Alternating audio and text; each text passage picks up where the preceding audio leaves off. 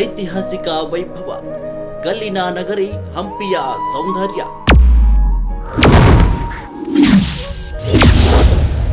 ಪುರಾತನ ಕಲ್ಲುಗಳಲ್ಲಿರುವ ಕಥೆಗಳು ಹಂಪಿ, ಇತಿಹಾಸ ಜೀವಂತವಾಗಿರುವ ನೆಲ ಹಂಪಿ.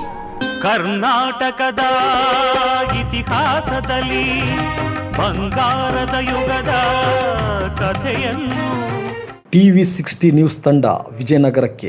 ವಿಜಯನಗರ ಸಾಮ್ರಾಜ್ಯ ದಕ್ಷಿಣ ಭಾರತದ ಮಹಾಶಕ್ತಿ. ಇತಿಹಾಸದಲ್ಲಿ ದಕ್ಷಿಣ ಭಾರತವನ್ನು ರಾಜಕೀಯ, ಸಾಂಸ್ಕೃತಿಕ ಮತ್ತು ಆರ್ಥಿಕವಾಗಿ ಏಕೀಕರಿಸಿದ ಮಹಾ ಸಾಮ್ರಾಜ್ಯವೇ ವಿಜಯನಗರ ಸಾಮ್ರಾಜ್ಯ. ಸುಮಾರು 3 ಶತಮಾನಗಳ ಕಾಲ ಈ ಸಾಮ್ರಾಜ್ಯವು ದಕ್ಷಿಣ ಭಾರತದ ರಾಜಕೀಯ ಸಮತೋಲನವನ್ನು ಕಾಪಾಡಿ ಹಿಂದೂ ಸಂಸ್ಕೃತಿ ಮತ್ತು ದ್ರಾವಿಡ ಪರಂಪರೆಯನ್ನು ರಕ್ಷಿಸಿತು. ತುಂಗಾಭದ್ರಾ ನದಿಯ ದಡದಲ್ಲಿ ನಿರ್ಮಿತವಾದ ಇದರ ರಾಜಧಾನಿ ಹಂಪಿ ಆ ಕಾಲದಲ್ಲಿ ವಿಶ್ವದ ಅತ್ಯಂತ ಶ್ರೀಮಂತ ನಗರಗಳಲ್ಲಿ ಒಂದಾಗಿತ್ತು. ವಿದೇಶಿ ಪ್ರವಾಸಿಗರು ಹಂಪಿಯ ಮಾರುಕಟ್ಟೆಗಳು, ಅರಮನೆಗಳು, ದೇವಾಲಯಗಳು ಮತ್ತು ಕೋಟೆಯ ವೈಭೀಕರಣವನ್ನು ವರ್ಣಿಸಿದ್ದಾರೆ. ವಿಜಯನಗರ ಸಾಮ್ರಾಜ್ಯ ಹಂಪೆ ಸತ್ಯಯುಗಕ್ಕೂ ಸಂಬಂಧ ಇದೆ. ಶಿವ ಪಾರ್ವತಿ ನಿಶ್ಚಿತಾರ್ಥವಾಗಿ ಮದುವೆಯಾದ ಜಾಗ ವಿಜಯನಗರ ಸಾಮ್ರಾಜ್ಯ. ಹಂಪೆ ತ್ರೇತಾಯುಗದಲ್ಲೂ ಸಂಬಂಧ ಇದೆ. ಆಂಜನೇಯ ಹುಟ್ಟಿದ ಜಾಗ, ವಾಲಿ ಸುಗ್ರೀವ ಇದ್ದ ಜಾಗ ಹಾಗೂ ರಾಮ ಲಕ್ಷ್ಮಣ ಕಿಷ್ಕಿಂದಿಯಲ್ಲಿ ಭೂಸ್ಪರ್ಶ ಮಾಡಿದ ಜಾಗ ದ್ವಾಪರ ಯುಗದಲ್ಲೂ ವಿಜಯನಗರಕ್ಕೆ ನಂಟಿದೆ. ಕಲಿಯುಗದಲ್ಲೂ ಬಹಳ ರಾಜರ ಇತಿಹಾಸ ವಿಜಯನಗರಕ್ಕೆ ಇದೆ. 13ನೇ ಶತಮಾನದಲ್ಲಿ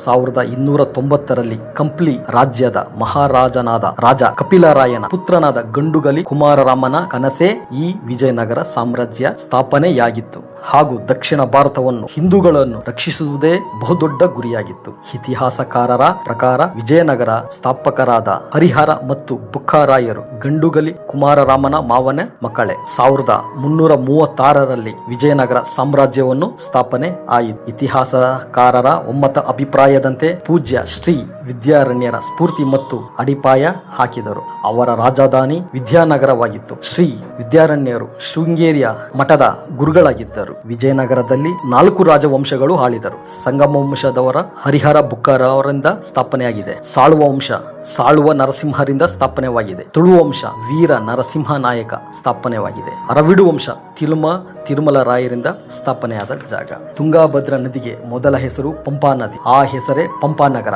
ಆಮೇಲೆ ಹಂಪಿ. ಇಷ್ಟೋ ರಾಜಂದಿರು ಆಳಿದ ವಿಜಯನಗರಕ್ಕೆ ಅಷ್ಟೋ ಹೆಸರು ಅಭಿವೃದ್ಧಿ ಬಂದಿದ್ದೇ ಕೃಷ್ಣದೇವರಾಯನ ಕಾಲದಲ್ಲಿ. ಅದು ಚಿನ್ನದ ಯುಗ, ಅಭಿವೃದ್ಧಿಯ ಕಾಲ. ತುಳುವ ವಂಶದ ರಾಜ ಶ್ರೀ ಕೃಷ್ಣದೇವರ ಕಾಲ.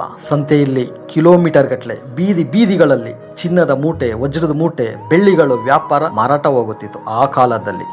ಈ ರೀತಿ ಕಂಡಿದ್ದು ಪ್ರಪಂಚದ ಕರ್ನಾಟಕದ ವಿಜಯನಗರ ಸಾಮ್ರಾಜ್ಯದಲ್ಲಿ ಮಾತ್ರ. ಈ ಇತಿಹಾಸ ಇರೋದು ಯಾವ ದೇಶದಲ್ಲೂ ಇಲ್ಲ, ಯಾವ ರಾಜ್ಯದಲ್ಲೂ ಇಲ್ಲ. ಇದೇ ನಮ್ಮ ಕರ್ನಾಟಕ ವಿಜಯನಗರ ಸಾಮ್ರಾಜ್ಯ. ಶ್ರೀ ರಾಜನಾದ ಶ್ರೀ ಕೃಷ್ಣದೇವರಾಯ ಒಂದಲ್ಲ ಎರಡಲ್ಲ ಅಪಾರ ಕೊಡುಗೆಗಳು ವಿಜಯನಗರಕ್ಕೆ ಕೊಟ್ಟಿದ್ದಾರೆ. ಇತಿಹಾಸದ ಪ್ರಕಾರ ತಮಿಳುನಾಡು, ಆಂಧ್ರ ಪ್ರದೇಶ, ಕೇರಳ ಎಲ್ಲಾ ಜಾಗದಲ್ಲಿ ಮೊದಲು ಕರ್ನಾಟಕವಾಗಿತ್ತು. ಇಲ್ಲಿನ ರಾಜ ಅಲ್ಲಿ ಆಳುತ್ತಿದ್ದರು. ಅಲ್ಲಿ ದೇವಸ್ಥಾನಗಳನ್ನು ಅಭಿವೃದ್ಧಿಪಡಿಸಿದರು. ಒಡಿಶಾದಲ್ಲಿ ಗಜಪತಿ ರಾಜ್ಯವನ್ನು ವಶಪಡಿಸಿಕೊಂಡರು. ಬಿಜಾಪುರ ಹಾಗೂ ಗೋಲ್ಖಂಡದ ಮೇಲೂ ಪ್ರಭಾವ ಬೀರಿದರು. ಸೈನಿಕರ ಶಕ್ತಿ ಅಪಾರ. ಕೋಟೆಗಳ ನಿರ್ಮಾಣ, ವಿದೇಶಿ ಕುದುರೆಗಳ ಖರೀದಿ ಪ್ರಮುಖವಾಗಿತ್ತು. ಪೋರ್ಚುಗೀಸ್ ವ್ಯಾಪಾರಿಗಳಿಂದ ಕುದುರೆಗಳನ್ನು ಆಮದು ಮಾಡಿಕೊಳ್ಳುತ್ತಾಗಿತ್ತು. ಅರೇಬಿಯನ್ ವ್ಯಾಪಾರಿಗಳು ಚೀನಿ ವ್ಯಾಪಾರಿಗಳಿಂದ ಮಸಾಲೆ, ವಜ್ರ ಮತ್ತು ಮುತ್ತು ರತ್ನಗಳು, ಹತ್ತಿ, ಬಟ್ಟೆ, ಕುದುರೆಗಳು ಪ್ರಮುಖ ವ್ಯಾಪಾರ ಜೋರಾಗಿತ್ತು. ಕೃಷ್ಣದೇವರಾಯ ವಿಜಯನಗರದಲ್ಲಿ ಅಭಿವೃದ್ಧಿಗೆ ಬಹಳ ಅಪಾರ ಕೊಡುಗೆ ಕೊಟ್ಟಿದ್ದಾರೆ. ಕೆರೆಗಳ ಮತ್ತು ಕಾಲುವೆಗಳ ನಿರ್ಮಾಣ, ಭೂಮಿಯ ಮಾಪನ ವ್ಯವಸ್ಥೆ, ಧಾನ್ಯ ಉತ್ಪಾದನೆ ಹೆಚ್ಚಳ, ಎತ್ತರದ ಗೋಪುರಗಳು, ವಿಶಾಲ ಪ್ರಾಂಗಣ, ಶಿಲ್ಪಕಲೆ, ದೇವಸ್ಥಾನಗಳ ನಿರ್ಮಾಣ, ಸಂಗೀತ, ನೃತ್ಯ ಮತ್ತು ಸಾಹಿತ್ಯ ಪ್ರೋತ್ಸಾಹ ಇವೆಲ್ಲವೂ ಶ್ರೀ ಕೃಷ್ಣದೇವರಾಯ ಕಾಲದಲ್ಲಿ ವಿಜಯನಗರಕ್ಕೆ ಕೊಟ್ಟ ಅಭಿವೃದ್ಧಿ ಕೊಡುಗೆ. ಇವರ ಆಡಳಿತ ಆದ ಮೇಲೆ ಬಂದಿದ್ದು ಅರವೀಡು ವಂಶ. ತಾಳಿಕೋಟೆ ಯುದ್ಧದ ನಂತರ ರಾಜಧಾನಿಯನ್ನು ಪೆನಗೊಂಡ ಮತ್ತು ನಂತರ ಚಂದ್ರಗಿರಿ ಪ್ರದೇಶಗಳಲ್ಲಿ ಸ್ಥಳಾಂತರವಾಯಿತು. ಆದರೆ ಪ್ರಭಾವ ಕ್ರಮೇಣ ಕುಸಿಯಿತು. 1565ರಲ್ಲಿ ನಡೆದ ತಾಳಿಕೋಟೆ ಕದನ ವಿಜಯನಗರ ಇತಿಹಾಸವನ್ನು ಬದಲಿಸಿತು. ಅಳಿಯ ರಾಮರಾಯನ ನೇತೃತ್ವದ ವಿಜಯನಗರ ಸೇನೆ ದಕ್ಷಿಣ ಸುಲ್ತಾನರ ಒಕ್ಕೂಟದ ವಿರುದ್ಧ ಹೋರಾಡಿತ್ತು. ಯುದ್ಧದಲ್ಲಿ ಸೋಲಿನ ನಂತರ ಹಂಪಿ ನಗರವನ್ನು ದೋಚಿ ಧ್ವಂಸಗೊಳಿಸಲಾಯಿತು. ಕ್ಯಾಮರಾಮನ್ ಚನ್ನಬಸವಯ್ಯ ಜೊತೆ ಚೆಲುವರಾಜ್, ಟಿವಿ 60 ನ್ಯೂಸ್.